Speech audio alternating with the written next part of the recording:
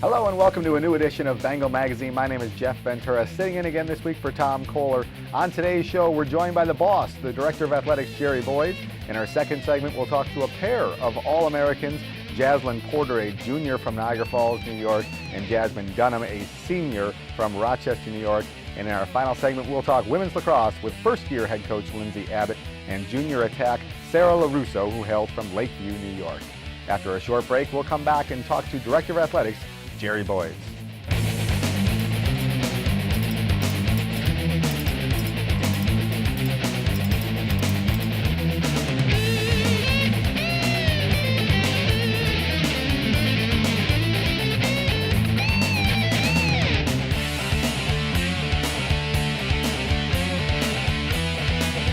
In our first segment, I'm joined by the Director of Athletics, Jerry Boys.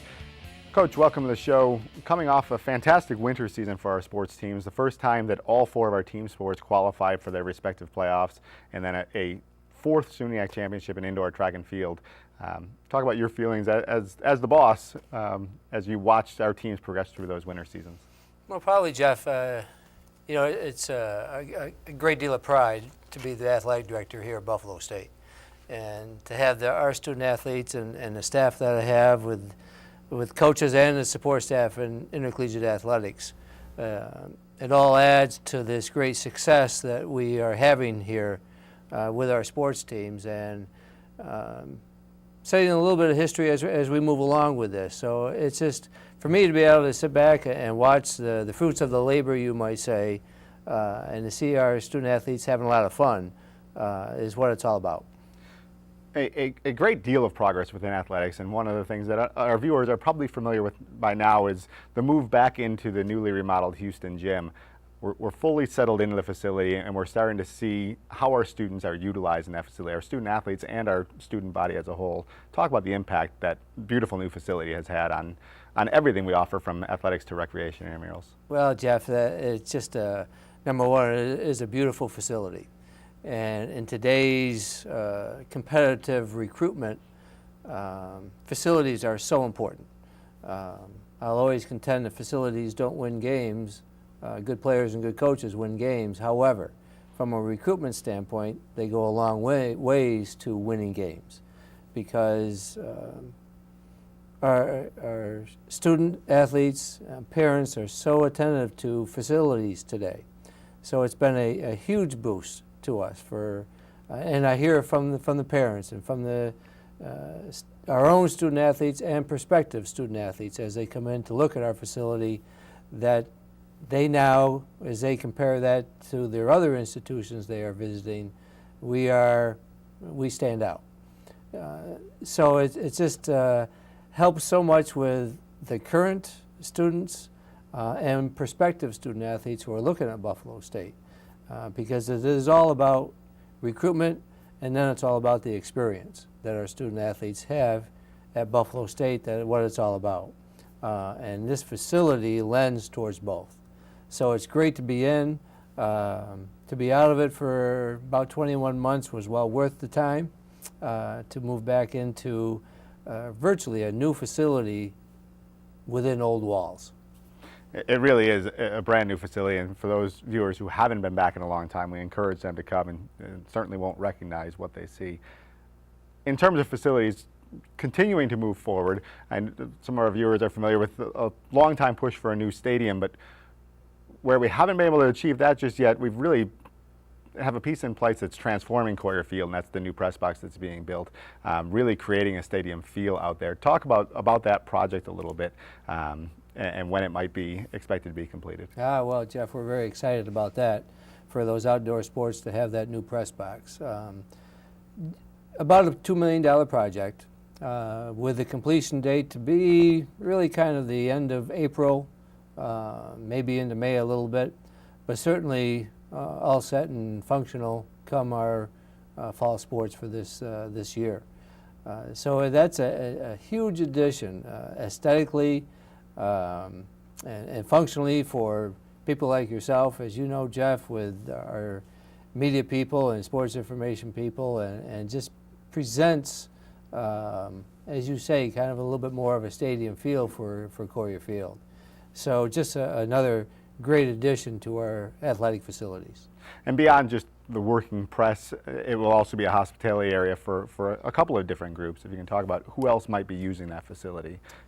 Well, what's nice about that is we will have the appropriate president's box, Jeff, for her to bring guests in and potential corporate people to come in and visit and get a flavor for Buffalo State and what's going on with our athletics program as well. And our our rental people who will be using that facility as well.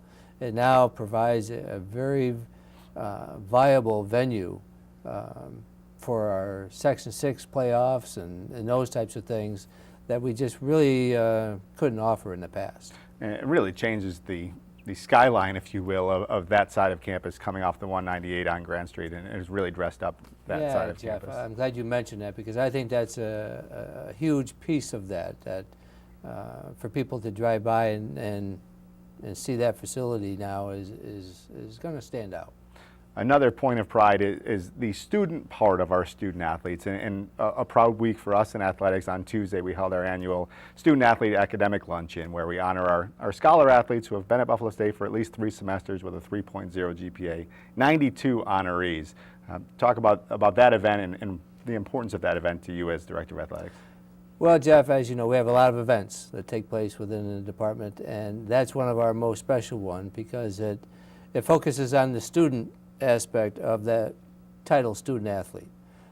And to have 92, and to clarify that, in order to be recognized, you must have a 3.0 GPA and have been at Buffalo State for at least 3 semesters. So 92 of 209 student athletes that qualify, that represents 44% of our student athletes have a 3.0 or higher GPA. And we brag about that. That's why they're here, to get that education and to move on, while they also have the opportunity to participate in that sport that they have a passion for. So it really ties in what we do and what we're all about, but to recognize our students for excellence in the classroom, as well as what they do on their field or court or pool or track, whatever it is. A fantastic part of that event also is the students have an opportunity to recognize faculty members. If you can talk about that part of that luncheon. Probably the most special part, to tell you the truth, for me, Jeff, because we asked them to invite a faculty member that's had an impact on their academic life here. And we get a very large turnout of faculty, in a sense to thank them as well for taking time to be involved with that student and how much it means to them. So it's a little bit of a recognition for our faculty as well, to know that, hey, I really have had an impact on this student's life here at Buffalo State in the classroom. A great event, made us all proud as it does every year. Coach, thanks so much for taking time out of your busy schedule. We'll now visit with Rebecca Coleman for another Bengal update. Hello, and welcome to Bengal Update. I'm Rebecca Coleman, here with the recap of news and a look at the upcoming events surrounding Buffalo State athletics. Indoor track and field finished out the season with a strong showing at the NCAA championships. The women's team placed 8th overall and collected 4 All-American certificates. Jazlyn Porter captured her first individual All-American honor in the long jump and added another in the 400-meter dash. Jazmin Dunham also collected 2 All-American honors, breaking a school record in the 60-meter hurdles and adding a 3rd-place finish in the 60-meter dash. On the men's side, Austin Becker missed out of making the finals by less than 2 seconds, and Josiah Thomas finished the triple jump in 14th place. Assistant coach Marcus Allen was named Atlantic Region Women's Indoor Track and Field Assistant Coach of the Year by the United States Track and Field and Cross Country Coaches Association, marking the 5th time he has received this honor. The Bengals will open their outdoor season on Saturday, March 21st at the University of Redlands in California. Women's lacrosse opened up its season on the road last weekend after winter weather canceled the home opener on March 3rd. The Bengals defeated Albright 18-16 in overtime in the first game of the year, giving head coach Lindsay Abbott her first career win as a head coach. Since the win, the Bengals have lost 3, falling 13-7 at Scranton, and then losing to number 17 St. John Fisher in the home opener this past Saturday, and then to number 9 Tufts on Tuesday afternoon. Buffalo State returns to action on Sunday, March 22nd in Los Angeles, California for a matchup against Occidental. Women's softball continues gearing up to start the 2015 season. Winter weather also caused the season opener in Maryland to be canceled. The Bengals head down to Florida for the annual spring trip with a week full of games from March 18th to the 25th. Reporting for Buffalo State Athletics, I'm Rebecca Coleman. We'll be back for more Bengal Magazine after this short timeout.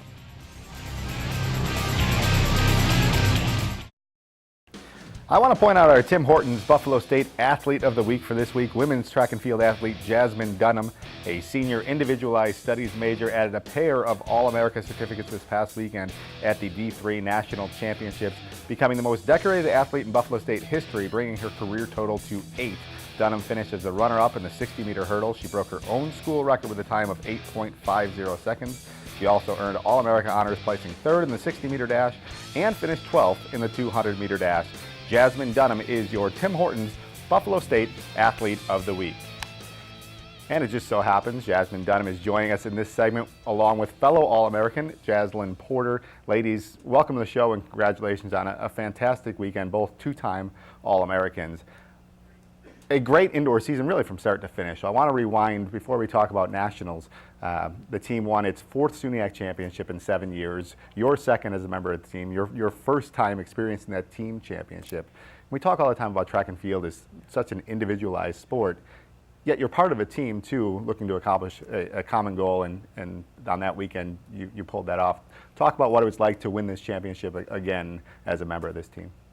To win it again, it was fun because I was able to win it with people that we worked hard since October. So it was really fun to get that accomplishment done. And a first-time SUNYAC champion for you, from the team perspective. Talk about what did you think heading in? I know a lot of times we can score out the meet, and we thought we had a good chance. When you realized that you didn't even need to enter the final relay to win, what was that feeling like? The feeling of winning, it was more, I was happy because I knew my other teammates wanted it so much. So for me, it was exciting to be able to be happy with other people and share that joy with all my other teammates, to just know that we won SUNYACs and everyone else was happy and the coaches. So I was more excited to see everyone else so happy. So that's what really made it for me.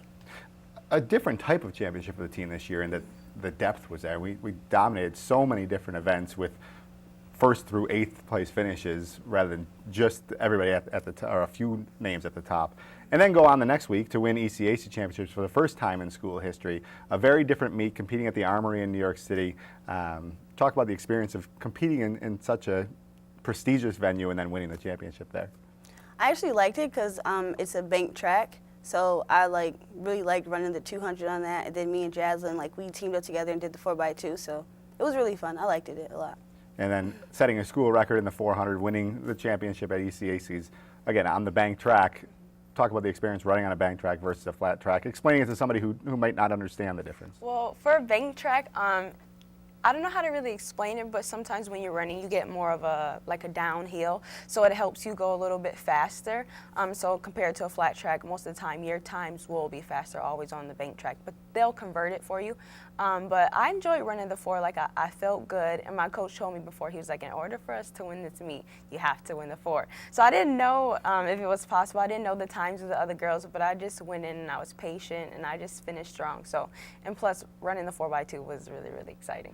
A very different format. You're running time finals for the 400, which isn't the case when you get to nationals. Talk about that mindset, not knowing necessarily who you need to beat or what the time you need to beat is. How difficult is that? Sometimes it's hard because a lot of times when you're running, you might run off other people and be patient. But with time finals, you kind of just have to go off from the beginning. You have to make sure you get a good start, have good reaction, and really set your own pace for the race because it's all on time, not necessarily someone else. Transitioning now to the outdoor season. You have the longest season of any of our sports when you combine the two, and some of your athletes run cross country as well. Talk about the difference between indoor and outdoor. I know off camera you prefer indoor. Yeah. To a person who doesn't understand what's the difference? We're running inside, running outside. It seems like the same thing. Talk about the difference a little bit and why you may have a preference toward one. Well, I personally prefer indoor because of the weather. It's always the same, and outdoor especially. Like, I grew up in Niagara Falls, and the weather is always terrible. So going into April and May, it's always really windy or cold and snowy. So it's like, I don't know, maybe if I was down in Texas, I would enjoy outdoor more because it's always warm. But the difference between it is indoor, the track is only 200 meters, whereas outdoor, it's 400 meters. So for certain sprints, it's easier because the curves aren't as sharp. So for outdoor, you normally run shorter times. You talk about the weather, and we've been hit with some terrible weather, but you're getting a reprieve from that as you head to California for a week for a pair of meets at the University of Redlands and at the Pasadena Games. Talk about what that kind of trip, your last major trip other than nationals of your collegiate career, but how much are you looking forward to that trip, and what do you hope to accomplish for your first 2 outdoor meets? I'm excited to go to California, like, with my teammates and experience, like, this last outdoor season with them. And, like, I'm going to California, like, now it's outdoor season, and I like the 200 outdoor better than I like it indoor because it's only one curve. And I actually like the hurdles better indoor because outdoor it's 10 hurdles instead of 5. But, like, overall the trip, I'm looking forward to it. I plan on, you know, running good times with my teammates and accomplishing something. Well, ladies, best of luck. Enjoy the trip to California. Our lacrosse team is also going to California. Softball's heading to Florida, and the rest of us are staying here. So we'll be rooting you on and being jealous at the same time. Ladies, again, thank you for coming on. Enjoy the trip to California. When we return, we'll talk women's lacrosse with first-year head coach Lindsay Abbott.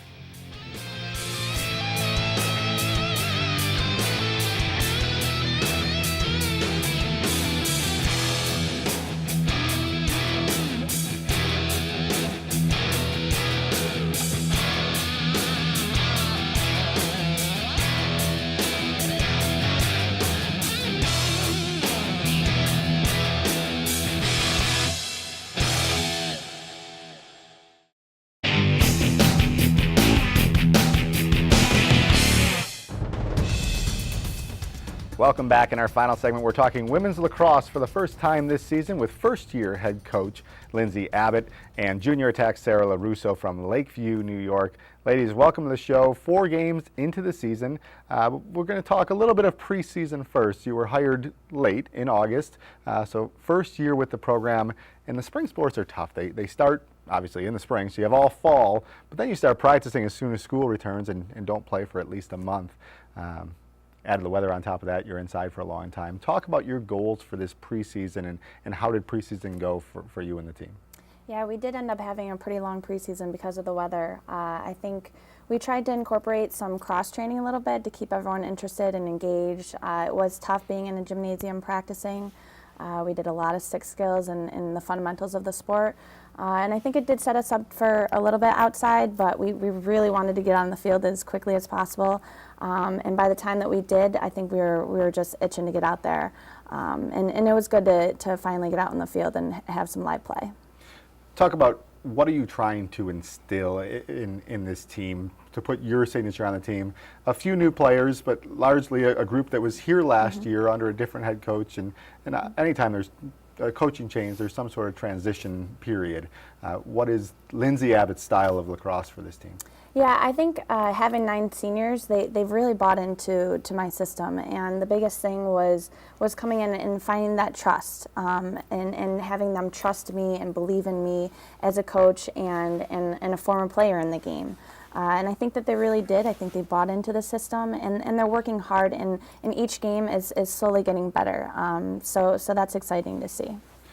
Sarah, a second-year player at Buffalo State, but kind of an upperclassman in terms of age. 2 years at Hilbert prior to coming to Buffalo State, where you played lacrosse and basketball. First, talk about the decision to transfer from Buffalo State from Hilbert. Well, at the time, financially, it kind of just made sense. Private school compared to SUNY, they save a lot of money. And also, athletically, I was just ready to be more challenged. And the decision to focus solely on lacrosse at Buffalo State. Yeah. Lacrosse always interested me. It wasn't always my first sport of choice, but Buffalo State definitely helped me come into that. And I like the challenge of the SUNYACs. It's very Real progression as a player. A successful rookie season with the Bengals, 14 goals, 27 points in 15 games. Oh, we're 4 games into this season, you already have 14 goals. What is different for you this season? This year, offensively, I think we're just a lot more put together, and we utilize the right people and, run more effective plays to get those goals, I guess. Lindsay, talk about 4 games into the season, a great come-from-behind kind of character victory in overtime to start the season at Albright. Have played a pair of nationally ranked opponents. What have you seen out of these first 4 games, and how are they setting you up for the rest of this season? Yeah, I think, unfortunately, we didn't come out with some wins recently, but we have seen improvement. And from each game, it's slowly gotten better. And that's exciting to really see that the team is buying into the system and trusting me a little bit more and understanding that I think I know what I'm talking about. And we're moving forward, which is good. And I think coming into spring break, which is next week, we're hoping to go 3-0 and have some good competition while we're in California. You mentioned California, leaving for California on Friday, playing a pair of games on the West Coast. Off camera, you both said neither one of you have ever been there before, so there's that excitement, but also 2 games against Occidental and Pomona-Pitzer. Talk about your goals for this type of a trip. Obviously, we can get 2 games here, but what does it mean to take the team on an extended stay type of trip like this and have them all buying in together as a team? Yeah, I think Jerry touched in a little bit about the experience of the student athletes, and I think that is huge. And going on this trip and having a lot of fun. We're doing a little barbecue dinner on the beach one night, and we are going to have some fun while we're there. It's not going to be all lacrosse, but we will focus on our games and make sure that we get the competition in. I think going to California, these 2 games are going to be competitive. We're going to see some good lacrosse players and some good coaches that are out there. So we'll see what happens, but we're hoping to go 3-0 next week while we come back and play Potsdam after our spring break. Not a bad spring break, heading to California, right? Talk about your goals as a player. What do you hope to accomplish, and what do you hope to get out of a trip like this? Well, for lacrosse, I really just hope that as a player and team, we all just come together and kind of get in a groove. And I hope for individually to kind of just expand on, my skills and work to the common goal of winning. We mentioned the scoring. One of Sarah's other attributes is she leads the team with 12 draw controls, and people at home who may not necessarily be fans of lacrosse might not understand that's a stat pretty unique to lacrosse. As a relative layperson to lacrosse as well, it's amazing what an influence draw controls can have on the game. That's who gets possession of each opening draw after a goal. How much emphasis in that, and how important is draw control as a stat, and why has Sarah been successful so far? Yeah, before she was taking the draws a little bit, and then she was on the circle, which is outside of where the draw is taken. And it is a very crucial point to our game, and possession is the game. And when we possess the ball, good things happen. We played Tufts yesterday, and in the beginning of the game, we were winning the draw 5-2, and we were possessing the game, and we were in control. It is huge for us, and that has been a huge point of emphasis this past week, especially in practices, and trying to figure out who's going to win that draw, who's going to go out there and be hungry and find that ball. Why are you leading the team? Is it just the position you are on the field, or is it technique, or is it something that you're doing differently this year? One of the things I noticed is I think my basketball background helps a little bit, because boxing out is pretty important, and I've been doing it my whole life. So it's really a pretty simple concept for me.